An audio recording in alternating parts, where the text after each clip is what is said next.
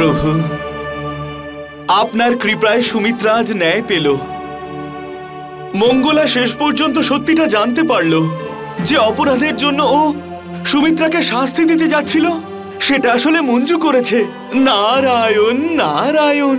দেবর্ষি, অধর্মের পাল্লা কিছু সময়ের জন্য যতই ভারী হোক, কিন্তু শেষ পর্যন্ত জয় ধর্মেরই হয়ে থাকে। আর এই জ্ঞানী যারা ধর্মের পথে চলতে থাকে তাদের আত্মবিশ্বাস হয়ে থাকে। কিন্তু এই জয়ের জন্য ধৈর্য ধরতে হয়। মন, কর্ম আর কথা দিয়ে ধর্মের পালন করতে হয়, যেমন সুমিত্রা করছে, লতাও করছে। আমার চোখে সকল প্রাণী হলো সমান, কর্মের অনুসারে ফল পাওয়ার অধিকারী। কর্মই হলো সবার উপরে। তাহলে তো মঞ্জুর কর্মের জন্য ওর শাস্তি পাওয়া উচিত প্রভু। শাস্তি হলো একেবারে শেষ নীতি, যা মানুষের অনুচিত কাজের জন্য অনুশোচনা বাড়ায়। মঞ্জু এখনো সুমিত্রার অন্ধত্বের উপহাস করেছে, কারণ মঞ্জু নিজে সুমিত্রার এই অবস্থার পরিণতি জানে না। কিন্তু এখন সময় এসেছে যে মঞ্জুর সুমিত্রার ওই অবস্থা বুঝতে পারুক, যাতে সে ভবিষ্যতে কারুর সাথেই এমন দুর্ব্যবহার না করে।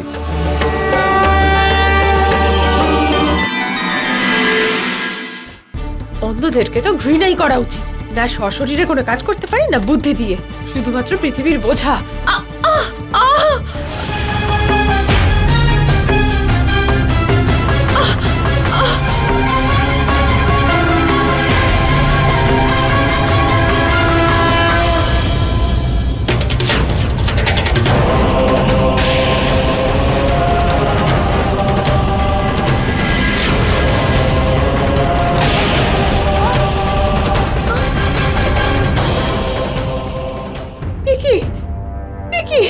আমি কিছু দেখতে পাচ্ছি না।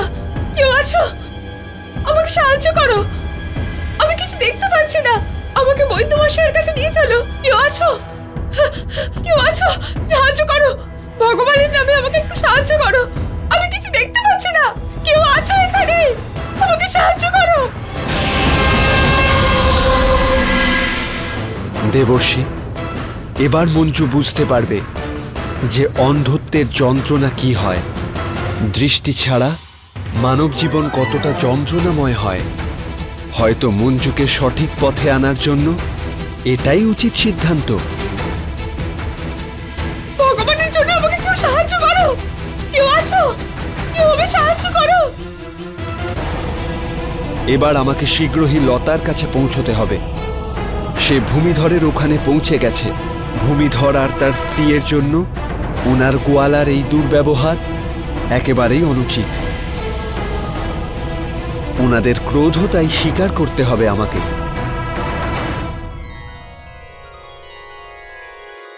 নারায়ণ নারায়ণ। ধন্য আপনার ন্যায় আর আপনার লীলা প্রভু।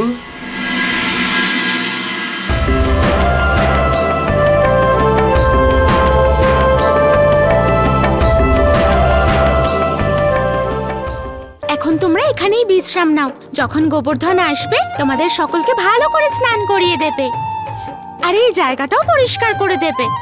আমার এমনিতেই অনেক দেরি হয়ে গেছে, আমি ভিতরে যাচ্ছি।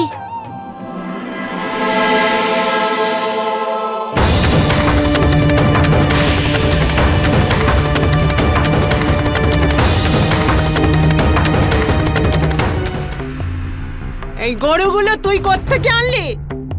গোবর্ধন কোথায়? আমি ওকে বলেছিলাম যে কালকে কমলার জন্মদিন, তাড়াতাড়ি গরুগুলোকে নিয়ে আসতে, যাতে দুধ থেকে ক্ষীর বানানো যায়। কোথায় মরে পড়ে আছে? এমনটা তো নয় যে চুরি করে পালিয়ে গেল।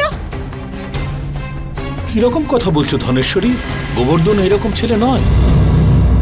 যদি এইরকমই হতো তাহলে ওই দামি হারটাও ফেরত দিত না। তোমার এত ভালো মানুষের জন্য না বাড়ির দাসদাসীগুলো মাথায় উঠে বসেছে। আসতে দাও ওকে, ভালো মতো শিক্ষা দেবো ওকে। প্রণাম মালিক। প্রণাম মালকিন। প্রণাম। গোবর্ধন, আপনারা দুজনে আমাকে স্মরণ করেছেন আর আমি উপস্থিত হয়ে গিয়েছি। কিছু তো আছেই আপনাদের মধ্যে। যত ভালো করে কথা বলো না, তত ভালো করে কাজ করতে হয়। আসতে এত দেরি হলো কেন? মালকিন, কাল কমলা বোনের জন্মদিন, তাই আমি এটা জানতে গিয়েছিলাম যে ফুল কোথায় পাওয়া যায়। আমি চাই এই ঘরকে আমি পুষ্প দিয়ে সাজিয়ে দিই। চারিদিকে রং বেরঙের পুষ্প থাকবে আর তার সুগন্ধে সারা ঘর ভরে উঠবে। আমি চাই কমলা বোনের ঘর পর্যন্ত ফুলের বাগান করে দিতে, যাতে সে যখন বাইরে আসবে তখন ফুলের উপর দিয়ে হেঁটে আসবে। সত্যি আমার কমলাকে রাজকুমারীর মতো দেখাবে? হ্যাঁ মালকিন, একেবারে বড় দেশের রাজকুমারী। আর সে যখন হেঁটে বাইরে আসবে তখন তার জন্য আমি বাঁশিও বাজাবো। না, তুমি বাঁশি বাজাবে না। কেন মালকিন? আমি তো ভীষণ সুন্দর বাঁশি বাজাতে পারি। কে তোমাকে বলেছে যে তুমি ভালো বাঁশি বাজাও? হ্যাঁ, তুমি একদম বেসুরো বাঁশি বাজাও।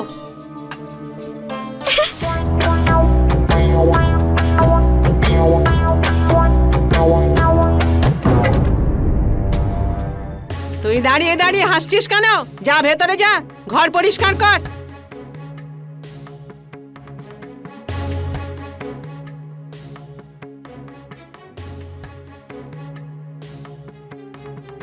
কমল, কমল, আমার পুত্র, কোথায় তুমি?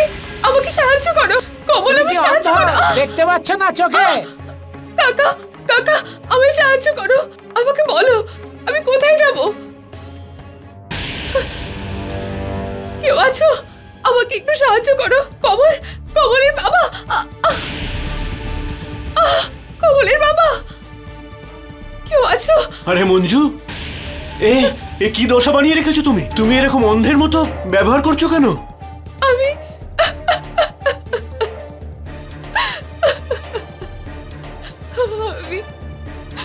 আমি বাস্তবে অন্ধ হয়ে গেছি।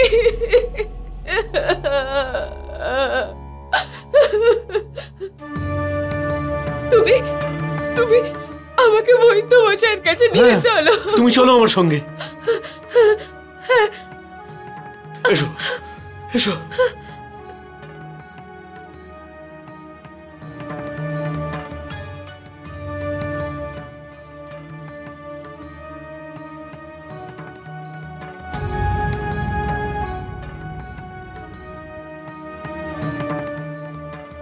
আরে সুমিত্রা, এত তাড়াতাড়ি তুমি আবার পাপড় বানিয়ে ফেললে? হ্যাঁ মঙ্গলা, তোমার কাছ থেকেই তো শিখেছি। তুমি এত পরিশ্রম করলে তাই এটা সম্ভব হলো সুমিত্রা। তুমি খুব মন দিয়ে কাজকর্ম করো। জানি না মঞ্জুর সাথে তোমার কিসের শত্রুতা, বিনা কারণে ও শুধু তোমার নিন্দা করে থাকে। আরে মঙ্গলা, আরে মঙ্গলা, তুমি কিছু শুনেছ? আরে ওই মঞ্জু আছে না, ও হঠাৎ করে অন্ধ হয়ে গেছে। হায় ভগবান, ও তো এক্ষুনি এখান থেকে গেল। হঠাৎ করে ওর এরকম কি করে হলো? হে কৃষ্ণ, মঞ্জুকে সাহায্য করো।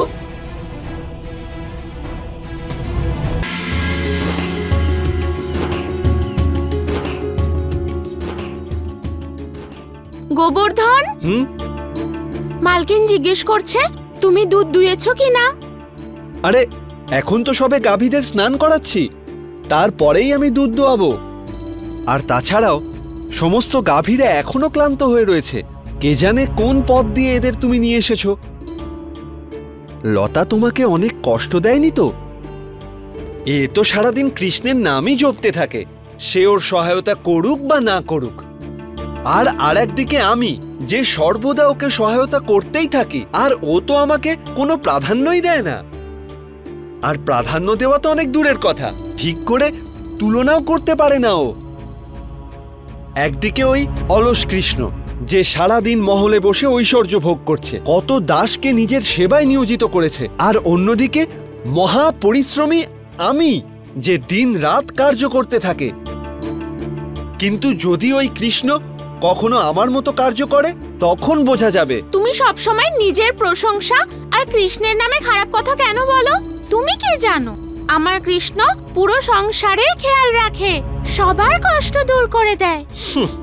তুমি তো নিজের কাজটাও সম্পূর্ণ করতে জানো না। মাঝপথে আমায় গাভীর দায়িত্ব দিয়ে চলে গেলে মিত্রদের সাথে গল্প করতে, গরম গরম মিষ্টান্ন খেতে। আর মালকিনকে সব সময় মিথ্যে অজুহাত দেয়। আমি তো সব সময় ওই পথ দিয়েই আসি, আমাকে তো গাভীদের দেখতেই হতো। আমার দৃষ্টি অনেক দূর পর্যন্ত যায়, তোমার কৃষ্ণের মতো নই আমি। আর আমি তো সেটাও দেখে নিয়েছি যা তুমি দেখতে পাওনি। ওই স্ত্রী কে যেন আছে যে তোমার মাকে সর্বদা অপমান করে। মঞ্জু কাকি? হ্যাঁ হ্যাঁ, ওই মঞ্জু কাকি। যখন আমি আসছিলাম তখন দেখলাম সে জোরে জোরে চিৎকার করছিল, গ্রামের সবার সহায়তা চাইছিল সে। কেন? হয়তো সে নিজের দৃষ্টি ক্ষমতা হারিয়েছে। দেখেছো তুমি, আমি সর্বদাই তোমার মঙ্গল আর প্রসন্নতার জন্যই খবর নিয়ে আসি। আজকের পর থেকে ওই স্ত্রী কখনোই তোমার মাকে আর অপমান করতে পারবে না। এবার তো তুমি খুশি হয়েছো? আমার জন্য এটা আনন্দের নয়, দুঃখের সূচনা। কারণ আমি জানি অন্ধের যন্ত্রণা আসলে কি হয়। একজন অন্ধের জীবন থেকে শুধু ওনার দৃষ্টিই চলে যায় না, বরং তার জীবনের সব রং ফিকে হয়ে যায়। তার সাথে সাথে তার পরিবারও তো ভুক্তভোগী হয়।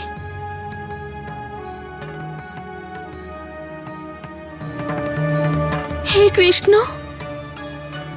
মঞ্জু কাকির ওপর কৃপা করো, ওনার দৃষ্টি পুনরায় ফিরিয়ে দাও। অন্যথায় ওনাকেও সেই কষ্টই পেতে হবে যা আমার মাতা এখন পাচ্ছে।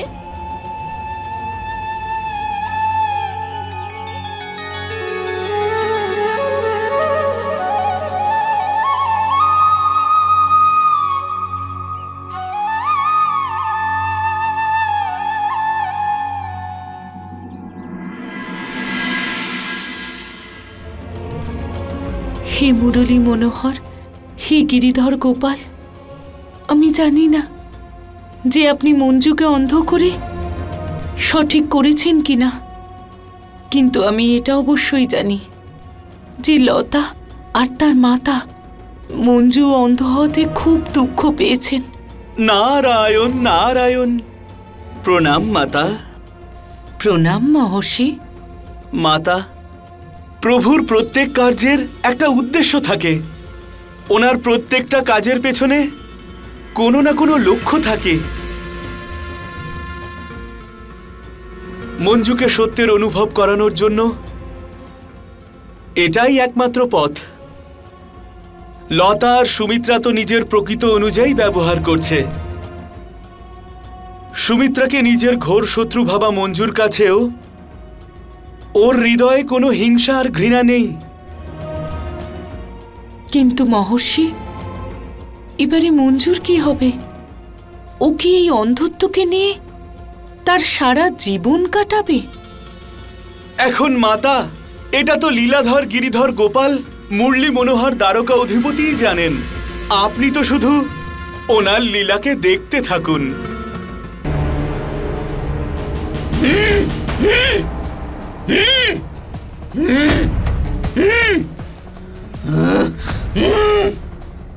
যা করে হোক, যে কোনো ওষুধ প্রয়োগ করে আমার দৃষ্টি আমায় ফিরিয়ে দিন। অর্থের চিন্তা করবেন না, যত ইচ্ছা আপনি নিয়ে নিন, কিন্তু আমাকে শুধু ঠিক করে দিন।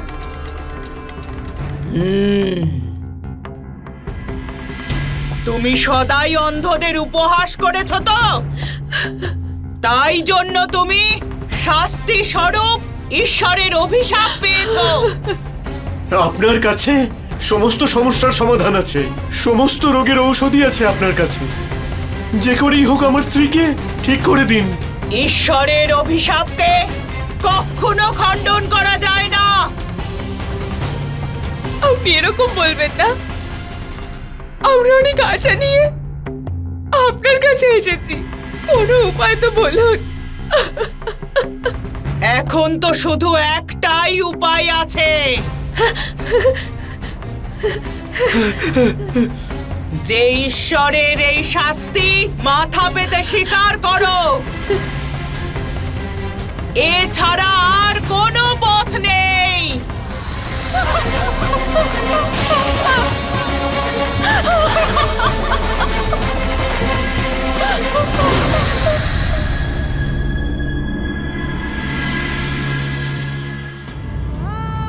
এই মহারানী, এখনো রান্নাঘরের কাজ শেষ হয়নি? আরে ঘর পরিষ্কার করা বাকি আছে। তোকে বলেছিলাম না কালকে কমলার জন্মদিন? তুমি চিন্তা করো না মালকিন, আজ আমি সব কিছু পরিষ্কার সময় মতো করে দেব।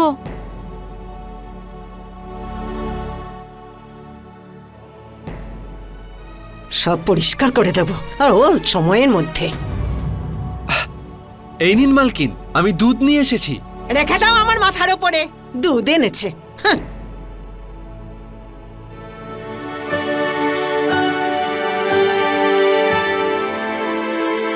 আরে সাবধানে।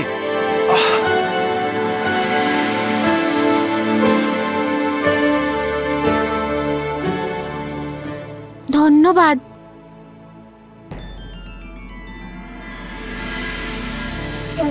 আরে বাহ, তুমি তো আমার সব সহায়তার কৃতিত্ব ওই কৃষ্ণকে দিয়ে দাও, কিন্তু আজকের এই ধন্যবাদ আমায় কিভাবে? সাহায্য তুমি করেছো, তাহলে ধন্যবাদের অধিকারীও তুমিই তো হবে। ও, এমনিতেও তোমার ওপর আমার কোনো রাগ নেই। কাল কমলা দিদির জন্মদিন, তাই সব প্রস্তুতি সময় মতো করতে হবে। শুধুই কমলার জন্মদিন নয়, তোমারও তো জন্মদিন।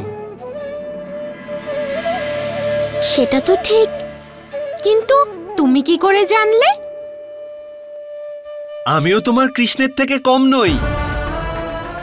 যদি সে অন্তর্যামী হয় তাহলে আমিও সবার সবকিছু জানি। তুমি তোমার জন্মদিন পালন করবে না?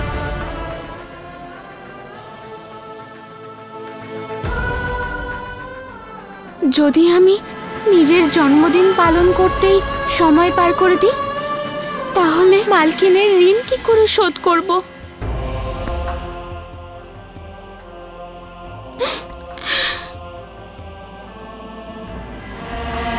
কে বলেছে আমি আমার জন্মদিন পালন করি না? আমি ওই দিন আমার ইচ্ছে মতো পালন করি। তাই নাকি? কিন্তু কিভাবে? কাল আমি আমার মাতা পিতা আর কৃষ্ণর থেকে আশীর্বাদ নেব। এর থেকে ভালো উপহার আর কি হতে পারে জন্মদিনে?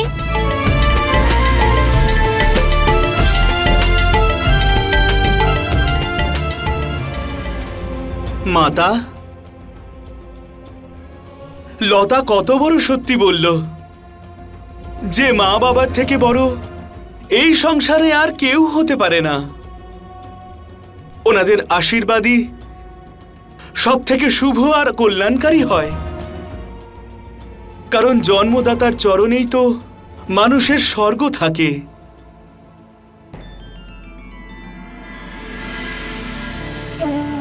অর্থাৎ তুমি তোমার জন্মদিনেও চাকরবৃত্তি করবে?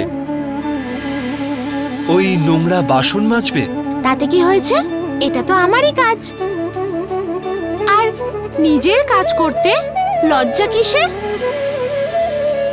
আমি আমার কৃষ্ণের আশীর্বাদ ঠিক পাবো, আর উনিই আমার জন্য যথেষ্ট। কিন্তু এটা কেমন ন্যায় তোমার কৃষ্ণের? একদিনে জন্মানো দুটো মানুষের ভাগ্য এত আলাদা আলাদা কিভাবে হতে পারে? একজন সংসারের ঐশ্বর্য ভোগ করছে আর অপরের কাছে দুবেলার দুমুঠো ভাতও নেই। একজনের তার ভবিষ্যৎ নিয়ে কোনো চিন্তা নেই, আর অপরজন নিজের পরিবারের ঋণ চোকাবার জন্য এত ছোট বয়স থেকেই কাজ করতে শুরু করেছে। একজনের জন্মদিনে ভালো খাবার তৈরি হচ্ছে, আর অপরজনের বাড়ি ভোজন করার জন্য শুধু চোখের জলই রয়েছে। আমার দৃষ্টিতে তো এটা একটা ছলনা। তোমার ওই কৃষ্ণ তোমাকে মূর্খ বানাচ্ছে। তোমার আমার কৃষ্ণের নামে নিন্দে করার কোনো অধিকার নেই। লতা, আমি সর্বদা সোজাসুজি কথা বলি, তুমি নিজেই দেখো না। নিজের অন্ধ মাতা পিতার সেবা আর নিজের পরিবারের সব দায়িত্ব নিতে গিয়ে তোমার গোটা বাল্য জীবন বৃথা গেল। আর এত কিছুর পরেও তোমার দুবেলার ভোজনটুকুও তোমার জোটে না। এখানে তোমার মালকিনের কত অত্যাচার সহ্য করছো, শাস্তি ভোগ করছো। তোমার ওই কৃষ্ণ কি এসব কিছু দেখতে পান না? তোমার উপর কি ওনার কোনো দয়াই হয় না?